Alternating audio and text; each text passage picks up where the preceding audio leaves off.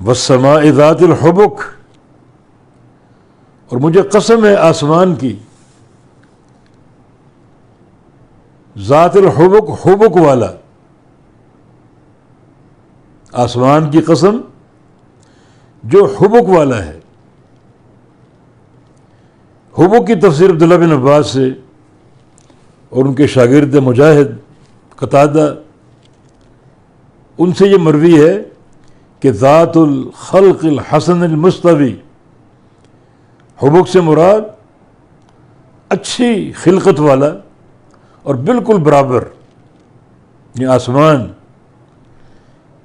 جس کی خوبصورتی آپ دیکھتے ہیں اور بالکل برابر یہ پیدا کیا گیا، کوئی اونچ نیچ نہیں، ہموار اور برابر آسمان بنایا گیا۔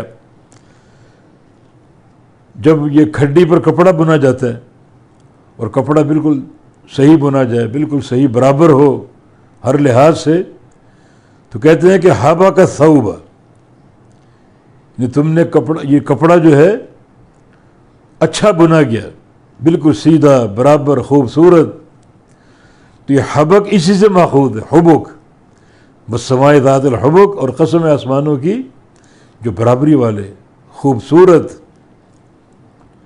ابن العربی قرآن کے مفسر ہیں، وہ اس کا ترجمہ احکمت سے کرتے ہیں، یعنی حبکت بمانا احکمت، مضبوط بنانا، آسمان مضبوط بھی ہیں، خوبصورت بھی ہیں۔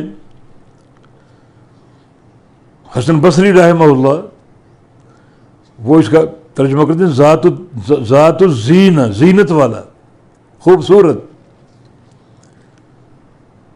حسن بصری ایک اور تفسیر اس کی کرتے ہیں، اور وہ ہے ستاروں والا آسمان، یعنی آسمان موجود ہے اوپر اور ستارے آسمان کے مزید حسن کا باعث، یعنی خود وہ خوبصورت ہے، اور جب اوپر کو دیکھیں رات کے وقت، بالخود 14ویں کی رات ہو، تو مزید اوپر حسن نظر آئے گا، وہ ستارے اور آسمانوں کے حسن اور کشش کا باعث ہوں گے۔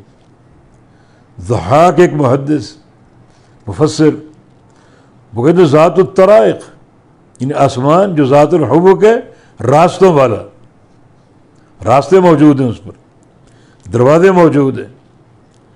ابن زید ایک مفسر، وہ فرماتے ہیں کہ ذات الشدہ، یعنی سختی والا آسمان، اور اس کی تائید خود قرآن نے کی ہے، وَبَنَيْنَا فَوْقَكُمْ سَبْعًا شِدَادًا، وَبَنَيْنَا فَوْقَكُمْ سَبْعًا شِدَادًا، کہ تمہارے اوپر 7 ہم نے سخت آسمان بنائے۔ تو یہ سارے معنی درست ہیں، یہ کوئی تعارض نہیں ہے۔ آسمان خوبصورت بھی ہے، مضبوط بھی ہے، برابر بھی ہے، ستاروں والا بھی ہے، تو سارے معنی موجود ہیں، راستوں والا بھی ہے، سارے معنی موجود ہیں۔ تو اس لیے جو اس کا ترجمہ ہم کریں گے والسماء ذات الحبک، اور قسم ہے آسمان کی جو کہ اچھی شکل والا، خوبصورت، مضبوط اور شدید، انتہائی سخت، اور ہر لحاظ سے برابر، مستوی، یہ سارے معنی اس کے درست ہیں۔ یہ قسم ہے۔ جواب قسم کیا ہے؟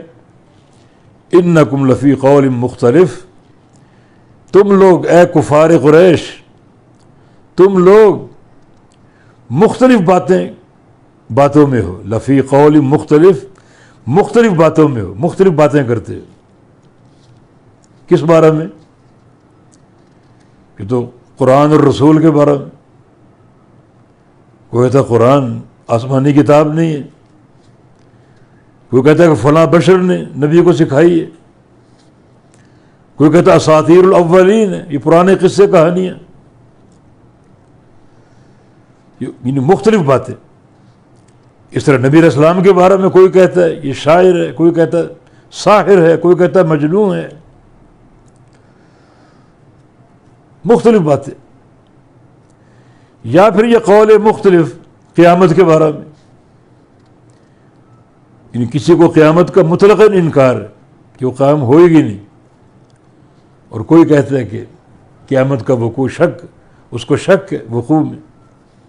اور ساتھ وہ کہتے ہیں اگر قیامت قائم ہو بھی گئی تو اللہ ہمیں وہاں بھی نوازے گا. دنیا میں نوازا, مسلمان پیٹوں پر پتھر باندھتے فقر کا شکار ہیں, اور آج ہم خوشحال ہیں, اس دن بھی خوشحال ہوں گے. یہ مختلف باتیں.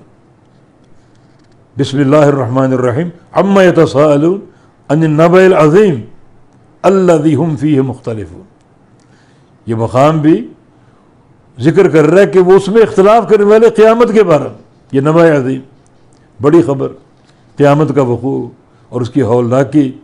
اس میں تم اختلاف کرنے والے ہو, مختلف باتیں بولنے والے, بھانت بھانت کی بولیاں بولنے والے, حالانکہ ایک ہی کلام صدق اور حق ہے, اور وہ قیامت کا وقوع, جزا اور سزا کا قائم ہونا, حساب اللہ تعالیٰ کا لینا, اللہ تعالیٰ سب کا حساب لے گا.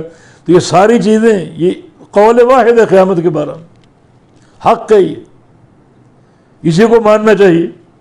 لیکن تم لوگ اس یقینی بات کو چھوڑ کر آپس میں مختلف باتیں کرتے ہو جو انکار پر منتج ہوتی ہیں.